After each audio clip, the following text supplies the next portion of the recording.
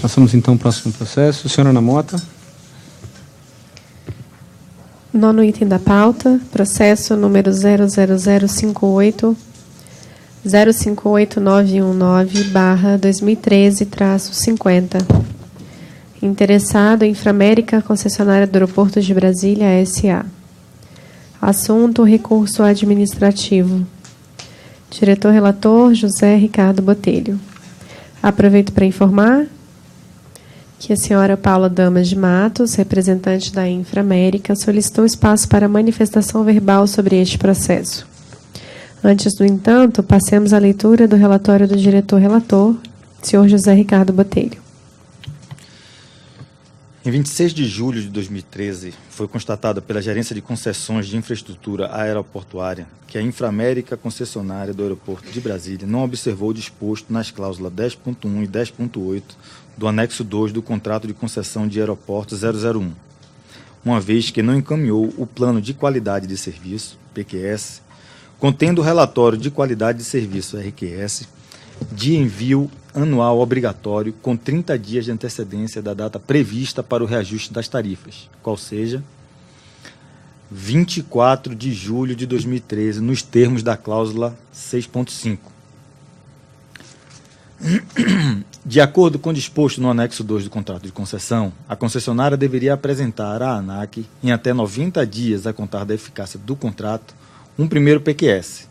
Bem assim, e nos anos seguintes, estava e está obrigada a apresentar um PQS contendo o necessário RQS com 30 dias de antecedência da data prevista para o reajuste das tarifas.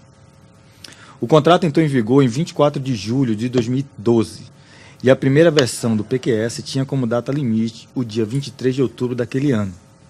O primeiro PQS deveria ser um plano mais diretivo no sentido de apontar as ações a serem adotadas pela concessionária para fins de identificar as necessidades dos usuários, documentá-las e rastreá-las, com o intuito de propor um plano de ações para mitigar e corrigir problemas, conforme cláusulas 10.6 e 10.7.1, 10.7.8 do anexo 2. Este plano foi entregue pela concessionária conforme a previsão contratual. Já as demais versões do PQS deveriam ter sido enviadas com prazo de 30 dias antes do reajuste das tarifas aeroportuárias, a qual se daria no dia 24 de julho do ano seguinte. Desta feita, para o ano de 2013, a apresentação do PQS contendo o RQS deveria ter ocorrido em 24 de junho daquele ano. Sobre o assunto, bom que se frise, a concessionária foi notificada sobre esse entendimento por meio do ofício 83 GCOM SRE da ANAC, de 15 de abril de 2013, cujo conteúdo foi reiterado por meio de ofício circular número 13, em maio de 2013. Em 28 de junho daquele ano, a Inframérica encaminhou à GCOM mensagem eletrônica, informando que, tendo em vista que a data de apresentação do primeiro PQS foi o dia 23 de outubro de 2012, entendia que o PQS seguinte deveria ter sido apresentado no dia 23 de outubro de 2013. Logo em seguida, já em 1º de julho de 2013, a agência respondeu à mensagem eletrônica, informando que aquele entendimento não estava correto. Em 9 de julho de 2013, ocorreu uma reunião entre a ANAC e a concessionária, a fim de discutir os resultados e ações relacionadas ao PQS, oportunidade que foi entregue em mãos versão preliminar do RQS, protocolado posteriormente na agência em 23 de agosto de 2013, junto com a carta 2161. Ressalta-se que o segundo PQS não foi entregue naquele dia. Por fim, em 31 de julho de 2013, a concessionária tomou conhecimento do auto de infração número 273 de 2013. Em 20 de agosto daquele ano, a agência recebeu impugnação do auto de infração 273. Em suma, a interessada alegou que a portaria número 774 da SRE, que apenas ratifica disposições contratuais, foi emitida por superintendência incompetente e criou obrigações não previstas no contrato de concessão. Defendeu ainda que, se a portaria fosse considerada, geraria um RQS com amostragem de apenas 3 meses, de janeiro a abril de 2013, dado que a coleta dos índices de qualidade de serviço teve início em fevereiro de 2013, facultada a medição a partir de janeiro daquele ano, contrária ao previsto no contrato. Contestou ainda a data do reajuste das tarifas, pois, de acordo com a Inframérica, este deveria se dar em 23 de agosto de 2013, uma vez que a data da publicação da decisão 77, que estabeleceu a praticabilidade das tarifas na ANAC, não seria a data de efetivação da medida. Já em 11 de agosto de 2014, após a data prevista de entrega do segundo RQS, a Inframérica encaminhou carta ao diretor-presidente da ANAC, mencionando interpretação equivocada feita pela Gerência de Concessões de Infraestrutura Aeroportuária do contrato de concessão no tocante ao período de aferição do fator Q e datas de apresentação do PQS e RQS. Carta semelhante havia sido encaminhada pela concessionária do aeroporto de Guarulhos. Informou ainda sobre o profundo impacto que tal interpretação produziria no equilíbrio econômico-financeiro do contrato e solicitou a reapreciação da análise pela diretoria da agência. De acordo com a carta, a ANAC não possuiria a prerrogativa de interpretar unilateralmente o contrato e completa se a medição do fator Q fosse realizada antes da conclusão das obras previstas na fase 1B do contrato de concessão, acarretaria um resultado equivocado, decorrente de uma percepção negativa dos usuários quanto aos níveis de qualidade de serviços prestados. Isso, menciona, prejudicaria o reajuste tarifário a que a concessionária teria direito.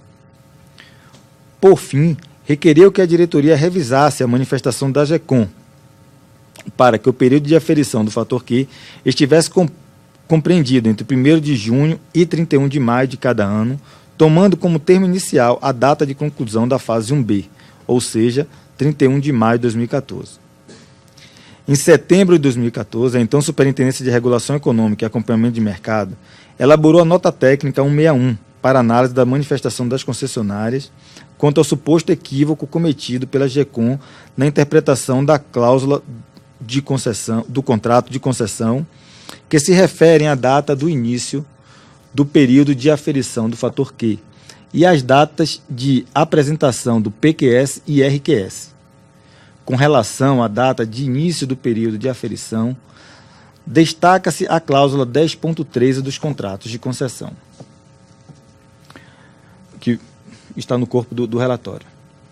Desta forma, a área técnica concluiu novamente, no caso da concessão do aeroporto de Brasília, que o primeiro período de aferição do fator Q seria entre 1º de janeiro e 31 de dezembro do ano subsequente ao ano de encerramento da fase 1A, e não entre 1º de junho e 31 de maio de cada ano. Em fevereiro de 2015, em reunião deliberativa realizada no dia 19, a diretoria da ANAC se manifestou quanto à data de apresentação do PQS e do RQS. A decisão ratificou o entendimento da área técnica acerca das cláusulas do contrato de concessão. 2 pontos. A apresentação do PQS e do RQS deve ocorrer em até 30 dias da data prevista para o reajuste das tarifas. O entendimento analisado pela diretoria colegiada da agência constituiu o juízo essencial aplicado ao exame realizado pela gerência técnica da análise de autos de infração da então SRE, que em sua decisão de primeira instância, proferida em 26 de junho, julgou pela sanção da multa no valor de R$ 10.608.000, equivalente a 600 urtas, unidade de referência da tarifa aeroportuária, ante o descumprimento do disposto na cláusula 10.1, combinado com a cláusula 10.8 do anexo 2 do contrato de concessão. A concessionária recebeu a decisão administrativa em 1º de julho de 2015 e em 13 de julho foi recepcionado na ANAC, tempestivamente, o recurso requerendo seu encaminhamento à junta recursal, e onde a concessionária, em síntese, alega: 1. Nulidade da decisão, já que as impugnações aos autos de infração não teriam sido julgados pela junta recursal. 2. Que a interpretação de norma obscura é atribuição exclusiva da diretoria colegiada e não da gerência de concessões, e que a submissão do assunto à diretoria deveria ter necessariamente ocorrido antes da emissão do auto de infração. 3. Que os instrumentos utilizados pela agência estão em desacordo com as diretrizes do direito administrativo, já que teriam sido normatizados por ofícios e portarias, alegando a incompetência normativa da SRE e da CIA, e informando que seria competência exclusiva da diretoria da agência. 4. Que o auto de infração deveria ser nulo, uma vez que estaria fundamentado em norma ilegal e atos administrativos com vício de competência de forma insanáveis. E 5. Que a data prevista para o reajuste das tarifas não deveria ser confundida com a data prevista para a publicação do reajuste. Desta forma, o aumento tarifário de fato e de direito apenas teria ocorrido no mês de agosto e não em julho, como considera a ANAC. A concessionária defende ainda a data que teria entregue o RQS à agência durante a reunião de 9 de julho de 2013. Segundo ela, independentemente da versão ou da necessidade de adequação, o relatório estaria em posse da ANAC. Permaneceu ainda com o entendimento de que o RQS, como instrumento diverso do PQS, não deveria ter sua entrega atrelada um ao outro. Argumentou também que deveria ter sido levado em conta a razoabilidade da verificação da eventual infração e a proporcionalidade na aplicação da penalidade imposta, já que o fato de questionar a interpretação de cláusula é direito-dever da prestadora do serviço público. Finalmente julgou que a suposta infração não gerou qualquer risco ao serviço prestado, dano ao patrimônio ou danos ou desconfortos aos usuários, e requereu que fosse julgado nulo ou insubsistente o auto de infração que gerou a decisão de primeira instância, determinando-se o arquivamento do processo. Em 1º de setembro de 2015, a SRA encaminhou os autos para apreciação da diretoria e informou que nada tinha acrescentado à decisão já prolatada e que estaria a favor da manutenção da multa aplicada, eis que os itens alegados quanto ao mérito da autuação refletiam argumentação análoga à da defesa administrativa apreciada nos termos da decisão recorrida.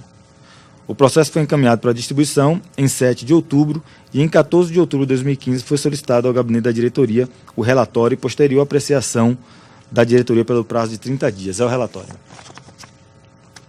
Um comentário, senhores? Dúvidas sobre o relatório? Não? A palavra agora?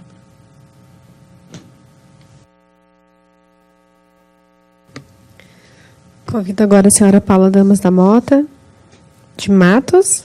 Acho que puseram da Mota, confundiram com o meu nome.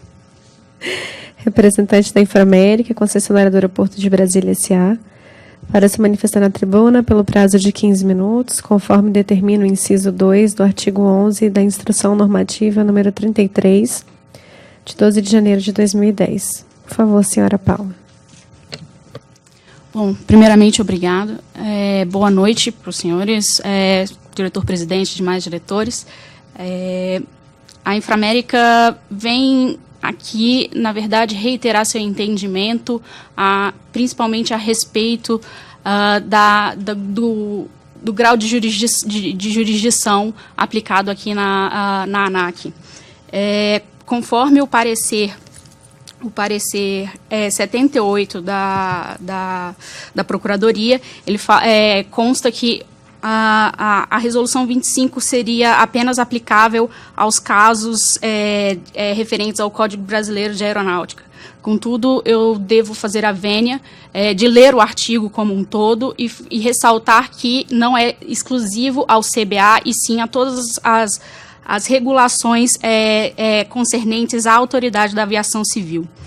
O auto de infração será lavrado quando for constatada a prática de infração à Lei 7.565, 19 de dezembro de 1986, que dispõe sobre o Código Brasileiro de Aeronáutica, CBAER, legislação complementar e demais normas de competência da Autoridade de Aviação Civil, sendo obrigatório o atendimento dos requisitos essenciais de validade previstos no artigo 8º dessa resolução. Fica claro que a aplicação do 25 não é adstrita apenas ao CBA. Ela fica a todos os assuntos abordados pela ANAC, você teoricamente teria que seguir a 25.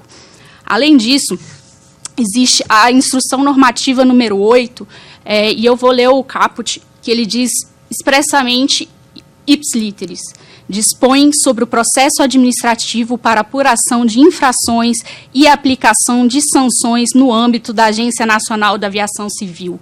O próprio preâmbulo não faz qualquer distinção sobre infração contratual, infração legal ou qualquer outro tipo de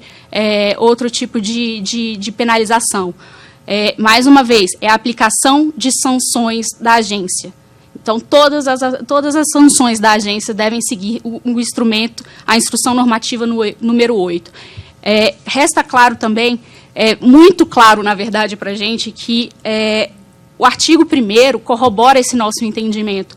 Ele fala o seguinte: a presente instrução normativa tem por objeto estabelecer normas para instauração e trâmite de processo administrativo com a finalidade de apurar as infrações aos dispositivos legais disciplinadores da atividade da aviação civil, de infraestrutura aeronáutica, aeroportuária e a aplicação de sanções administrativas. Mais uma vez, resta claro a aplicação da instrução normativa número 8 a todos os processos administrativos, sendo eles contratuais ou não.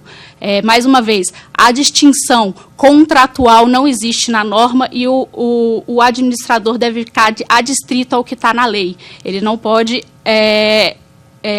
pelas normas, né, pelos princípios do direito administrativo, você não pode extrapolar o que está previsto na lei e não está previsto na lei essa distinção para contratos de concessão. Esse é o nosso primeiro ponto de discordância do parecer 78, e é o que é mais relevante nesse momento. Outra questão, vamos ao auto em si. A gente levanta um questionamento a respeito da portaria 74, muito embora a portaria 74 não seja utilizada na capitulação do auto de infração, ela é utilizada expressamente na fundamentação legal da decisão. Se a decisão de primeira instância possui de forma clara e cristalina o embasamento na portaria 74 da SRE. Nós temos um mandado de segurança a respeito de portarias similares, a respeito de vício de competência e vício de forma, que já tem um julgamento favorável à posição das concessionárias dessa incompetência. Sendo assim, o auto de infração com fundamentação legal em ato com vício insanável, ele obrigatoriamente tem que ser anulado e voltar à sua origem. Eu gostaria de fazer uma ressalva, mesmo que entenda-se que a 25 não se aplica, a decisão da ANAC exarada, ela cita formalmente a resolução 25, ela cita formalmente a IN 8, e agora a gente fica numa questão, 2 pesos e 2 medidas. Na hora de ter a decisão, a gente aplica a resolução 25 e a IN 08, e na hora de eu defender de seguir o devido processo legal, eu não sigo a IN 08, a 25. Então eu vou usar de forma subsidiária. Ok, o processo administrativo, embora ele seja esparso, você tem que ter a segurança jurídica do tutelado. Então, a inexistência de um processo formalmente estabelecido pela agência para avaliação de um caso de contrato de concessão fere o meu preceito legal de segurança jurídica. Tá? Isso, para a gente, aí configura um erro procedimental fatal e uma afronta aos direitos constitucionais da empresa. Bom, quanto à infração, a suposta infração, fica claro na leitura do processo que existe uma divergência entre não só a Inframérica, como as demais concessionárias, a respeito da interpretação de uma cláusula. existe um questionamento constante à GECOM, que jamais foi submetida à diretoria para a solução do mérito. As concessionárias, tanto Brasília quanto Guarulhos, enviaram ofícios e e-mails questionando essa interpretação e solicitando um parecer. O parecer da diretoria só veio depois de mais de um ano questionando essa questão. Claro, enquanto você não tem uma solução sobre o litígio, sobre a dúvida, você não pode esperar um comportamento diverso. Tá? E aí eu vou trazer um ensinamento da professora Ada Pellegrini, que ela diz o seguinte: basta que os partícipes do processo administrativo se anteponham face a face, numa posição contraposta, você tem um litígio. Tá? E, ao mesmo tempo, ressalta o Marçal Justem Filho, também haveria frustração do princípio da ampla defesa se a audiência do particular fosse posterior à prática do ato estatal. Não existe ampla defesa quando apenas se assegura a garantia do recurso, sem oportunidade para a manifestação prévia.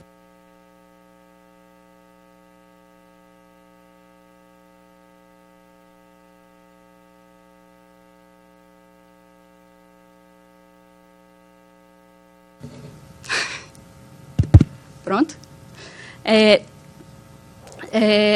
Tal não se passa quando a administração já formulou antecipadamente suas decisões.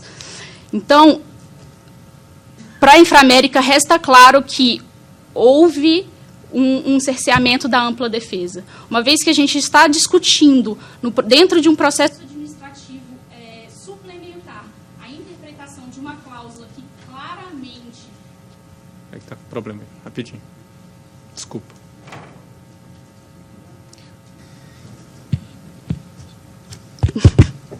Pega um outro já. Isso. Meu tempo. É considerado.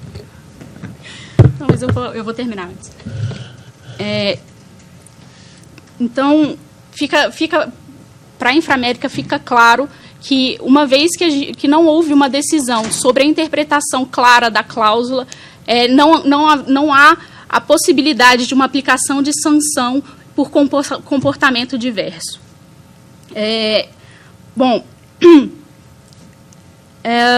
Outra questão que cabe ao nosso recurso é a aplicação da multa. Eu não sei se os senhores verificaram o valor. O valor aplicado na decisão foi de... Eu vou até ler, porque chega a ser um pouco absurdo.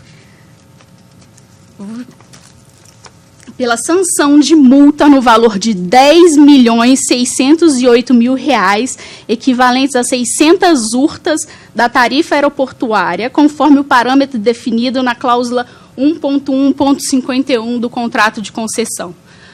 Ora, R$10 milhões não é parece que foge da razoabilidade do ato administrativo.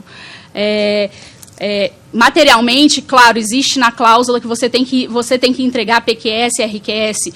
A concessionária teve o seu entendimento, cumpriu de acordo com o seu entendimento. Tanto que o RQS, como a gente havia entendido, o RQS foi entregue e o PQS, o segundo PQS, que é esse em tela, ele foi protocolado exatamente de acordo com a nossa interpretação, que uma vez que o artigo fala em protocolado 90 dias e anualmente, então, na anualidade do aniversário do primeiro protocolo, teria que ter sido protocolado. E foi assim que foi feito pela concessionária.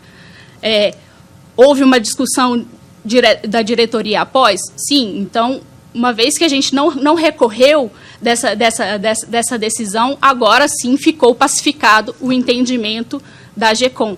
Anteriormente, não. Então, para finalizar, eu acredito que deve existir na decisão dos processos administrativos dessa agência uma interpretação menos seca e menos absurda desculpe o termo, mas absurda das cláusulas do contrato de concessão. O processo é novo, a agência estava no seu segundo processo de concessão, sendo o primeiro de São Gonçalo do Amarante, que também é da Inframérica e também tem várias controvérsias, e que ajustes são necessários. E exatamente isso que estava acontecendo. Estavam tendo ajustes e questões relacionadas ao entendimento do contrato em si, que é inequívoco, que possui falhas. Não pode-se dizer que é um contrato perfeito, é um contrato que possui algumas cláusulas que abrem para dupla interpretação. Tanto que a Inframérica não foi a única que teve essa interpretação e não foi a única que foi prejudicada por esse ponto. Então, eu volto a bater na questão da razoabilidade, da proporcionalidade. O PQS, para os primeiros 2 anos de concessão, ele era um documento razoável. O RQS, principalmente, e o PQS eram documentos que não trariam qualquer impacto ou qualquer benefício para o passageiro, uma vez que eles ainda estavam no processo de adaptação e de melhoria do aeroporto. Só a partir de 2014 é que você pode, de fato, medir qual é a qualidade do serviço que é prestado pela concessionária, porque, por mais que você preste o serviço como você deseja, durante o período de obras, a avaliação nunca vai ser boa e as ações corretivas nunca vão ser suficientes. E é isso. Muito obrigada. Muito obrigado, senhora Paula. Senhores... Eu queria só... Doutora, a senhora poderia retornar na parte em que a senhora fala a parte inicial quando a senhora questiona os dispositivos da não utilização da 25? Sim, claro. Conforme o parecer, a 25 seria somente aplicável no caso do CBA, certo? Contudo, a própria 25, no final do artigo, ela diz: legislação complementar e demais normas de competência da autoridade da aviação civil, sendo obrigatório atendimento aos requisitos essenciais de validade previsto no artigo 8º dessa resolução. Vamos lá. O contrato, embora seja entre partes, o direito contratual diz, entre as partes, o contrato é lei. Então, ele é norma, ele é regulamentação. Então, se a gente fizer uma interpretação analógica da norma, o contrato se aplicaria, sim, ao artigo 5º da resolução 25. Além disso, existe a instrução normativa número 8, que em momento algum exclui os contratos de concessão da sua aplicabilidade. Se for-se utilizar um processo administrativo, ele deve estar claramente excluído da aplicabilidade da instrução normativa número 8, porque ele dispõe sobre o processo administrativo para apuração de infrações e aplicações de sanções no âmbito da Agência Nacional de Aviação Civil, ponto, sem qualquer exclusão. Eu ia perguntar justamente, não sei se a Procuradoria... A Procuradoria quer se manifestar? Só perguntar em que momento você acha. Porque isso implica justamente em decisões anteriores nossas, e eu queria saber se a Procuradoria poderia se manifestar. Perfeitamente. Boa tarde, doutora Paula. A Procuradoria mantém aqui, que já dito no referido parecer 78. Primeiramente, no parecer está bem esclarecido que a resolução 25 não se aplica somente ao Código Brasileiro de Aeronáutica, como dito pela advogada. O parecer fala também que se aplica, obviamente, a legislação complementar e demais normas exaradas pela Autoridade de Aviação Civil. Só que o que o parecer faz é dizer que as as apurações de infrações aplicáveis e penalidades contratuais não são regidas pela Resolução 25, que pode ser aplicada subsidiariamente. É isso que o parecer coloca, né? Então, se me permitam aqui, eu gostaria de ler só alguns trechos do parecer, vai ser bem rápido, mas que demonstram o acerto, a nosso entender, do parecer, e a Procuradoria, nesse momento, ratifica aqui o que já foi colocado. O item 13. O procedimento administrativo para apuração de infrações e aplicação de penalidades no âmbito da competência da ANAC, por sua vez, encontra-se regulamentado por meio da Resolução 25, de 2008, que, não obstante não conte com disposições específicas acerca da delimitação do seu âmbito de incidência, apresenta procedimentos e institutos especificamente relacionados às infrações da Lei 7565, do CBA, à legislação complementar e demais normas exaradas pela Autoridade de Aviação Civil, não se mostrando, em princípio, aplicáveis a apurações, infrações e aplicação de penalidades contratuais, justamente por conta do caráter contratual, né? Aí, continua aqui o parecer. Com efeito, apesar de não excepcionadas as infrações ao contrato de concessão, tem-se que o rito procedimental estabelecido pela referida resolução conta com dispositivos incompatíveis com o regime contratual próprio estabelecido para as concessões de infraestrutura aeroportuária, o que restou explicitado pela área técnica por meio da nota técnica 19/2013. Aqui, claro, falando do caso concreto a que se refere o parecer 78, que aponta a incompatibilidade até mesmo entre o rol de penalidades previsto no contrato de concessão e na resolução, que não prevê, por exemplo, a penalidade de advertência. Assim como a distinção entre os sistemas de contabilização das agravantes e atenuantes, além da incompatibilidade entre os sistemas de escalonamento da gravidade das infrações. E aí continua aqui. Outro ponto interessante aqui que o parecer aponta é fazendo a comparação, por exemplo, com a lei de licitações, né? Que bota aqui, é o item 16 do parecer. Insta consignar adicionalmente que, no âmbito da agência, a aplicação de penalidades decorrentes de contratos administrativos regidos pela Lei 8666, de 93, igualmente não observa o rito procedimental estabelecido na Resolução ANAC 25/2008, atraindo, nestes casos, a aplicação das normas específicas da Lei de Licitações e Contratos, além de normas gerais do processo administrativo previsto na 9784. Então, é isso que a Procuradoria coloca. Ou seja, a resolução, no ponto em que trata, inclusive, da questão da competência de primeira e segunda instância, a nosso sentir, é totalmente incompatível com disposições especificamente do contrato de concessão, né? Então, não haveria aplicação. Então, a Procuradoria, nesse momento, ratifica aqui, como já dito, o parecer 78 de 2014, e gostaria também, já que a doutora colocou, a questão da ação judicial, poderia só dar uma questão em relação a isso. Bom, de fato, há sim o mandado de segurança citado pela doutora Paula, que a Associação das Empresas das Concessionárias impetrou aqui na Justiça Federal do Distrito Federal. Houve, sim, uma medida, isso é importante frisar, uma medida liminar parcial essa medida liminar, salvo engano, não estou aqui com a decisão, mas, salvo engano, só em relação ao fator Q, essa decisão, o juiz realmente entendeu, num aspecto frises preliminar ainda, em âmbito de sede de liminar, que haveria, sim, incompatibilidade dos procedimentos, que não poderia ter sido feito por portaria, e sim teria que ter sido feito por resolução.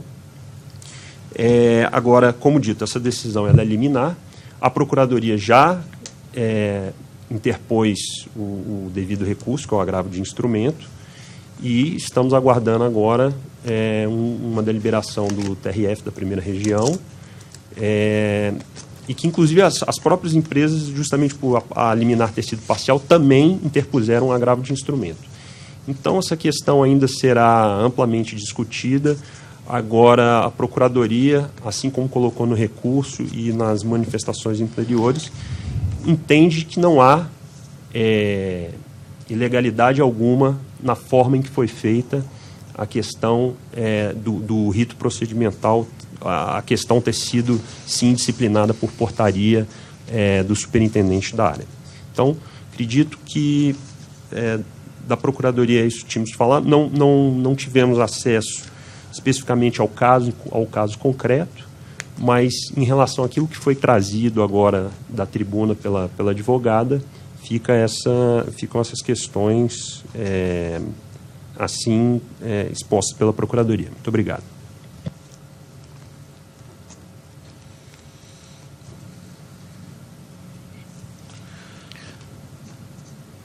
Você quer comentar? Por mim, os questionamentos, para mim, estão tranquilos. Tá. Não sei se Eu queria apenas ressaltar que, para mim, fica muito claro o que a Procuradoria diz em relação ao rito ser incompatível, e também fica muito claro que o regimento interno e a lei de criação da ANAC dizem que é competência da diretoria colegiada apreciar em grau de recurso as penalidades impostas pela agência. Então, sinceramente, sobre esse assunto, eu acho que... Pode. Bom, eu vou fazer só uma pequena parte. Bom, a Inframérica jamais questionou a competência da diretoria, uma vez que a competência está estabelecida, sim, na IN 8 e não na Resolução 25. Eu ressalto, a instrução normativa da própria agência fala que a admissibilidade do recurso à diretoria colegiada será aferida pela própria junta recursal, que encaminhará o recurso à Secretaria-Geral para distribuição aleatória. A competência, a gente não estamos questionando a competência da diretoria colegiada de julgar um recurso. Nós estamos apenas questionando o grau de jurisdição. Uma vez que a IN 8, ela estabelece claramente qual é o processo de sanção administrativa da ANAC, sem qualquer exclusão. Tá? E quanto à medida cautelar levantada, exatamente a questão do fator Q é a que é relacionada ao PQS, que é o caso em tela.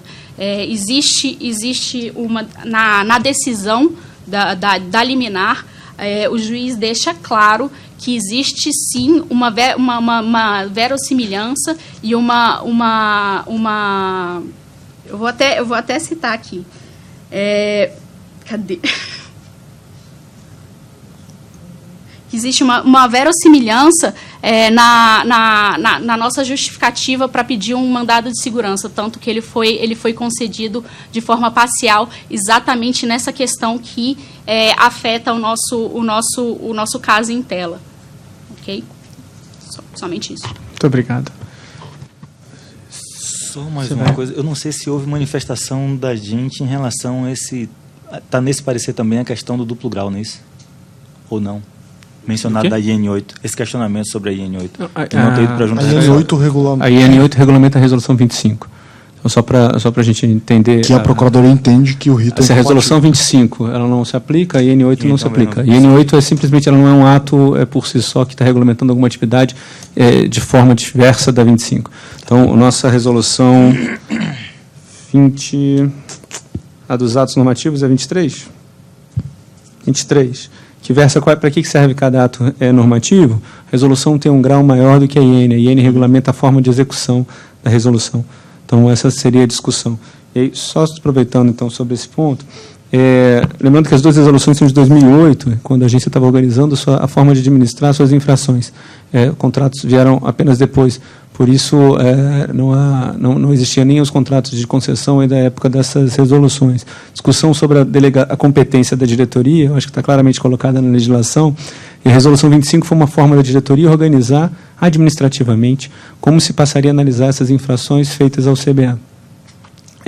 Então, a diretoria delega para juntas recursais análise de determinados processos e deixa com ela análise de outros, ou ainda uma nova instância de recurso. Continuamos sempre com 2 instâncias recursais em qualquer instante. Então, essa discussão foi travada e tem sido travada nos recursos sobre os processos de concessão, em que já estamos firmando a posição de que isso não caberia junta recursal, isso é um processo que vem para a diretoria, assim, de fato, entendendo eu que a IN 25 não se aplicaria também para esses casos e, portanto, a IN 8, como ela regulamenta 25, ela passa a ser... Quando a gente entende sobre a 25, já resolve a discussão sobre a própria IN 8. Se quiser passar a leitura do voto, quando quiser, não sei se tem alguma outra discussão. Não, vou manter, vou ler o voto. Não sei se a Procuradoria... Procuradoria. Diretor Botelho. Sim, o parecer trata exatamente disso. Só no item 29 e seguintes, em relação a essa questão da competência. Então, está sim tratado no parecer.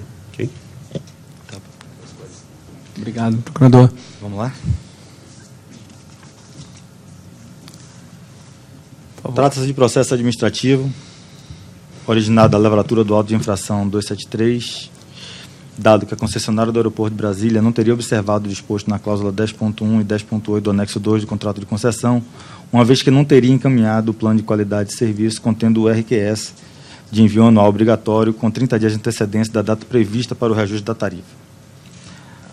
Os contratos de concessão da infraestrutura aeroportuária devem ser regidos e interpretados de acordo com o ordenamento jurídico vigente na República Federativa do Brasil.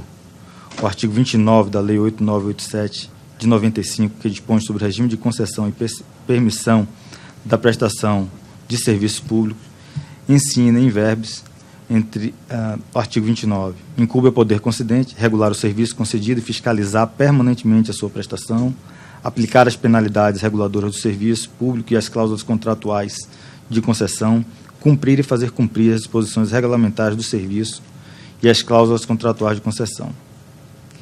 Segundo a Lei 11.182, de setembro de 2005, que cria a ANAC e da outras providências, temos: compete à União, por intermédio da ANAC e nos termos das políticas estabelecidas pelos poderes executivo e legislativo, regular e fiscalizar as atividades da aviação civil e de infraestrutura aeroportuária, aeronáutica e aeroportuária.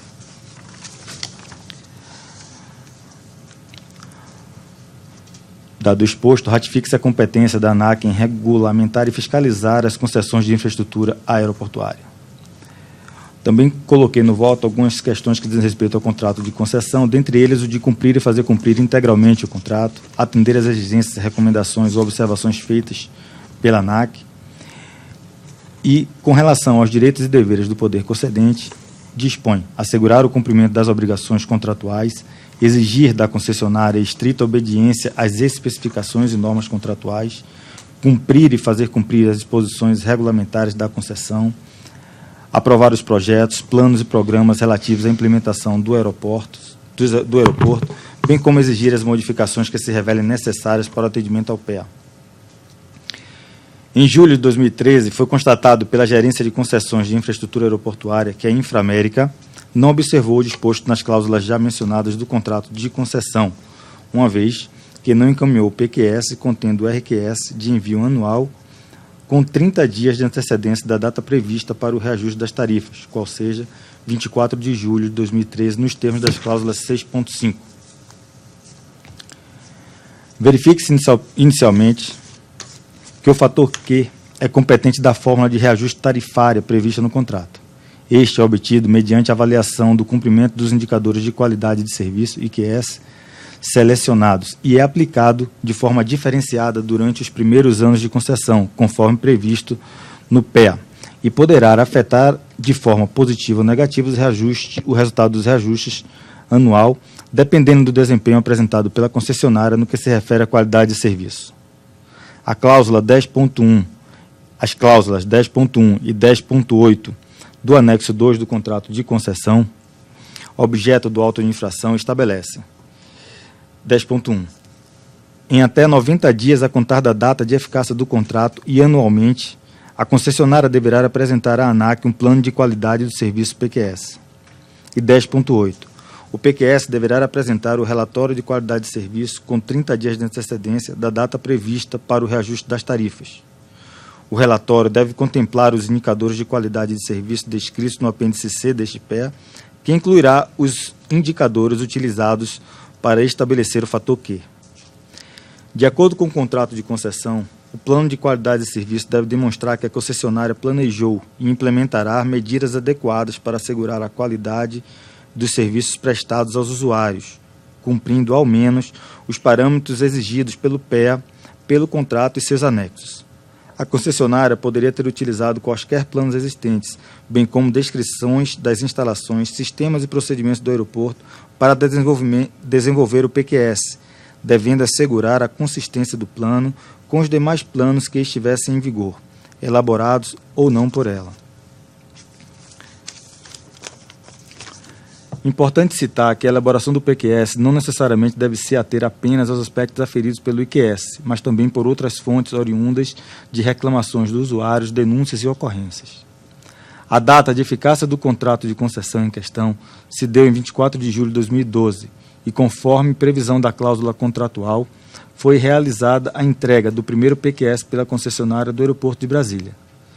Deve-se observar também que a cláusula 10.1 estabelece a periodicidade anual da apresentação do plano sem o estabelecimento de data, que é, por sua vez, definida na cláusula 10.8.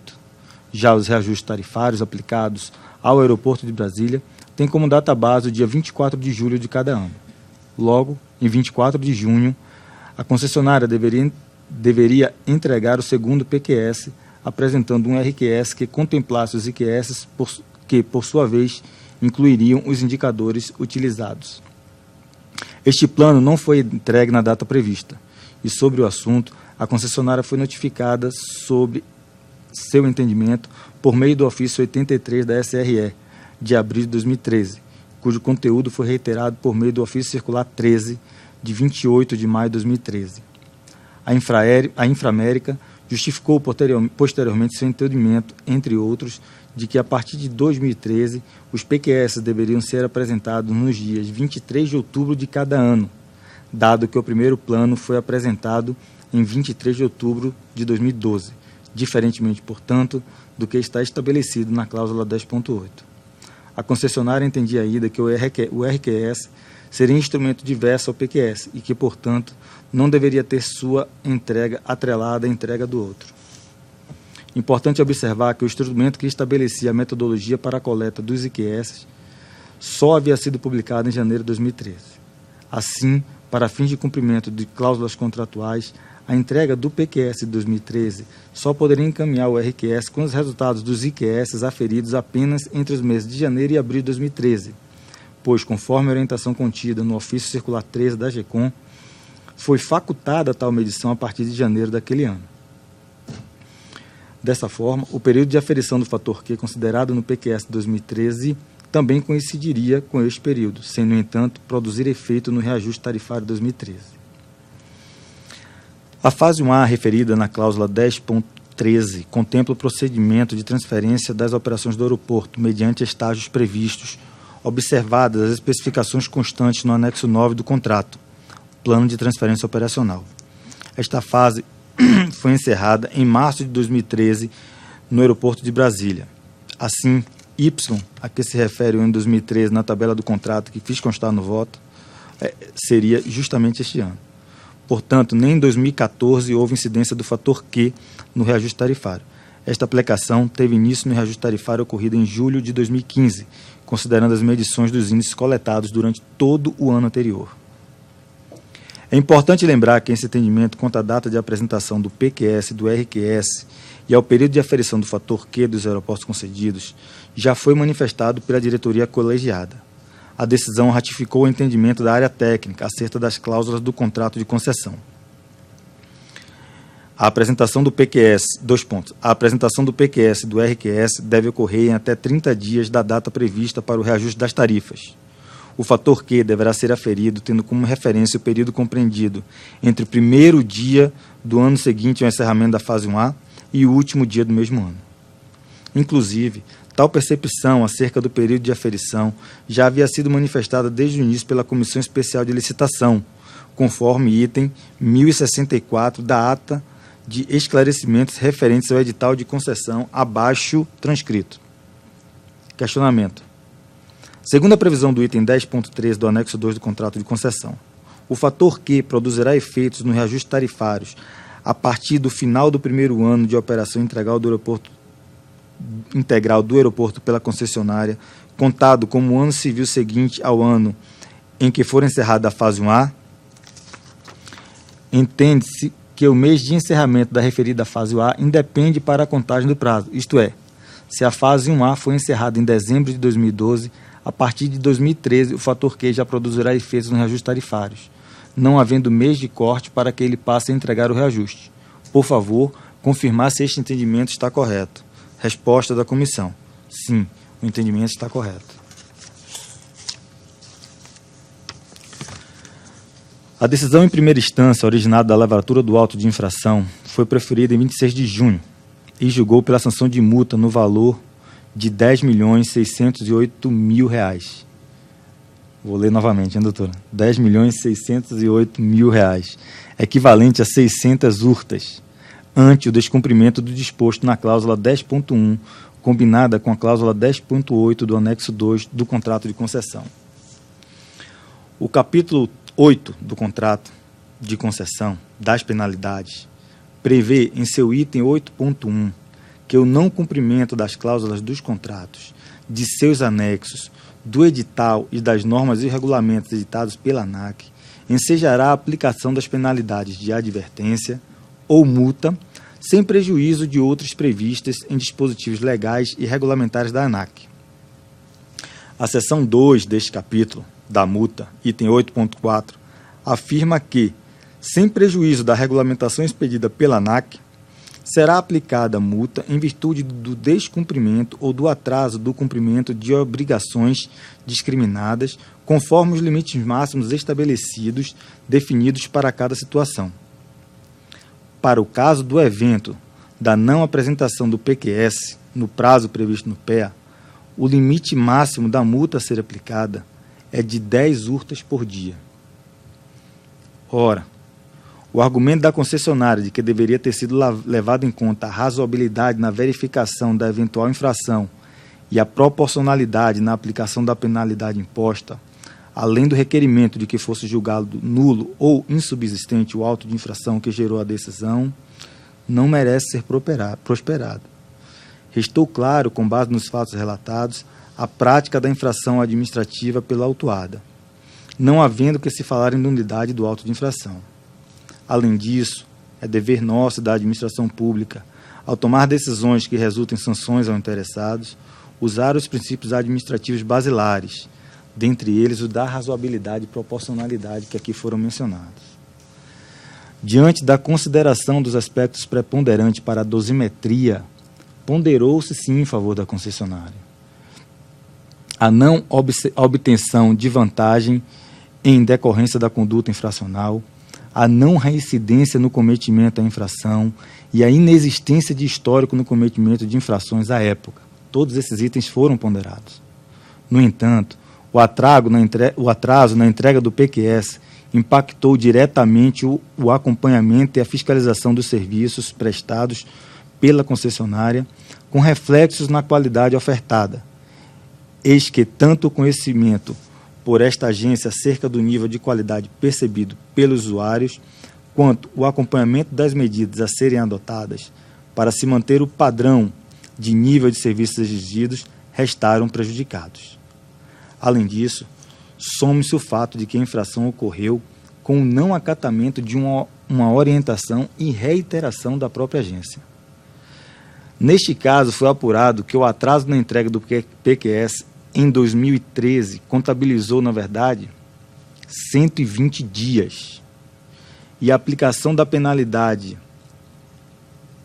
a penalidade de multa equivalente a 600 urtas, decorreu da consideração da aplicabilidade de 5 urtas por dia de atraso no cumprimento de obrigação. Lembrando-se que, para o caso do evento da não apresentação do PQS no prazo previsto no PEA, o limite máximo da multa a ser aplicada seria de 10 urtas por dia. Portanto, na verdade, ao contrário do que foi dito aqui, por mais absurdo que possa parecer o número, adotou-se metade do limite máximo previsto em contrato. Com relação à análise do requerimento da concessionária da nulidade da decisão, já que a impugnação dos autos de infração não teriam sido julgados pela Junta Recursal, destaca-se o artigo 16 da Resolução ANAC número 25, que nós já discutimos aqui anteriormente.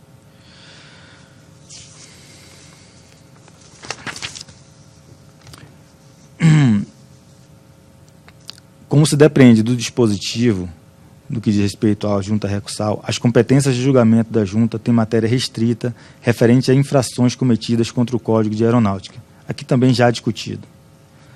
A partir de uma leitura conjunta desses dispositivos com o artigo 9 da Resolução 110, percebe-se, em regra geral, que a diretoria é a instância julgadora dos recursos administrativos interpostos contra a aplicação de penalidade. Destarte, consoante esclarecimentos acima, verifica-se, conforme a interpretação teleológica das normas dessa agência, que o julgamento do recurso não cabe à Junta Recursal, mas sim à diretoria colegiada, que deve funcionar como instância revisora de referidas decisões. No que concerne à submissão do assunto da interpretação das cláusulas à diretoria antes da emissão do auto de infração, não há que se falar em qualquer impedimento. Inclusive, tais interpretações poderiam ter sido levadas à Comissão Especial de Licitação antes da assinatura do contrato.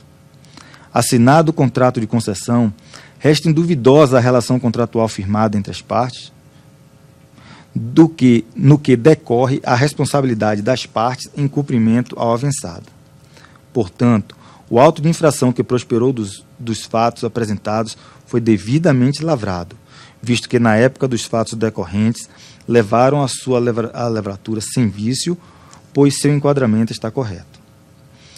Ressalte-se que a atividade administrativa se prende a motivos e fins cogentes indicados ou elencados em regras de competência, significando que a liberdade e a eficácia do agente público se afiguram diretamente proporcionais ao cumprimento dos ditames contratuais e suas normas superiores, a saber, a Lei 8987 e a Constituição de nossa República. No que concerne à alegação de que o AI estaria fundamentado em norma ilegal e ato administrativo com vício de competência e de forma insanável, ou ainda que os instrumentos utilizados pela ANAC estariam em desacordo com as diretrizes do direito administrativo, já que teriam sido normatizados por ofícios e portarias, de fato, durante a relatoria destes processos foram detectados alguns erros meramente formais, passíveis de convalidação, como o erro de digitação ao datar a decisão em primeira instância, 26 de julho, ao invés de 26 de junho. A comprovação disso pode ser feita através da data de envio da correspondência via Correios, a qual notifica a concessionária da decisão, e da verificação da data do aviso de recebimento. Pode-se observar ainda o que diz o artigo 9º da Resolução 25 da ANAC. Os vícios processuais meramente formais do AI são passíveis de convalidação. Com relação ao argumento da normatização por vícios e portarias, vale informar que a agência apenas estabeleceu diretrizes de natureza procedimental por meio da portaria 74, considerando a prerrogativa constante na cláusula 10.10.1 do anexo 2 do contrato de concessão. O desenvolvimento ou aprovação da metodologia para a realização de pesquisa de que trata o item anterior caberá à ANAC. Portanto, não há que se falar em competência normativa na edição desta portaria, nem houve normatização alguma através de ofícios expedidos, e sim o envio de esclarecimentos e orientações. Não há que se embaraçar a natureza jurídica dos atos oriundos da competência regulatória com aqueles de natureza regulamentar. Em outras palavras, os termos da portaria impugnada e ofícios não adotam inovação à ordem jurídica contratual, nem estabelecem novas obrigações. A necessidade de ato que detalha a metodologia de pesquisa dos IQS foi reconhecida por ambas as partes do contrato de concessão, tanto que nos últimos anos foram editadas diversas portarias pela SRE com esta finalidade. Embora a concessionária defenda a tese de que as portarias são nulas por estarem evadas de vício de competência e de forma, pois, somente a diretoria da ANAC tem competência legal para editar atos normativos e o procedimento para edição de tais atos depende de prévio parecer da Procuradoria. Em um outro posicionamento, é possível afirmar que as portarias têm natureza complementar a uma cláusula contratual que exige a edição de atos pela ANAC e que define a metodologia de pesquisa dos IQS.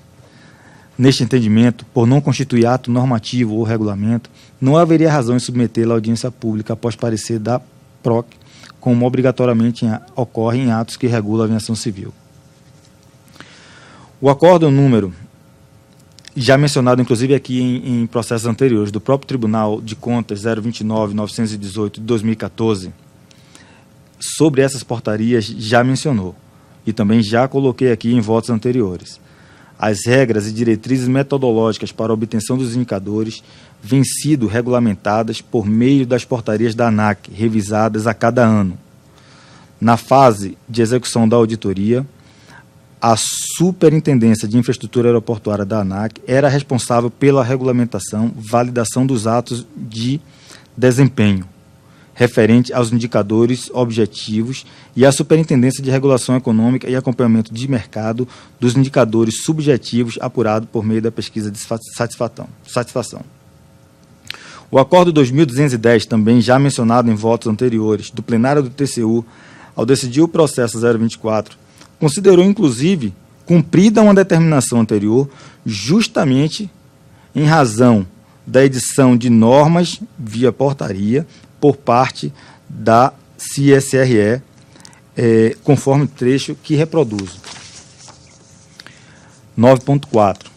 Considerar cumprida a determinação do item 9.7 do Acórdão 548 para que fosse verificado se a regulamentação da metodologia de levantamento dos indicadores de qualidade do serviço, editada pela ANAC por meio da portaria 3.401, atende às normas legais e os objetivos das concessões de garantia, níveis de serviços adequados aos usuários. Eu continuo o voto mencionando o que nós já mencionamos em votos anteriores no que diz respeito às decisões judiciais e que aqui foram esclarecidas já pela Procuradoria. Ante o exposto, é certo que o estabelecimento de condições de exploração da infraestrutura aeroportuária prima pela manutenção dos níveis de qualidade e pela prestação de serviços adequados, conforme os preceitos dispostos em lei. Some-se a isso que a apresentação tempestiva do PQS, contendo o RQS como parte integrante, advém da lógica contratual que busca a manutenção dos níveis adequados na prestação do serviço público concedido.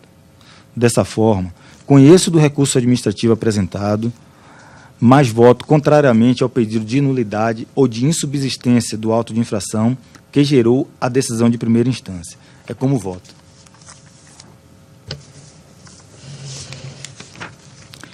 Eu conheço do recurso administrativo, mas voto contrariamente ao pedido feito de nulidade ou de insubsistência do auto de infração que gerou a decisão de primeira instância. Obrigado, diretor. Acompanho o relator. Passos. Também acompanho o relator. Então, também acompanho. Então, é aprovado o voto do relator. Muito obrigado, senhora Paula.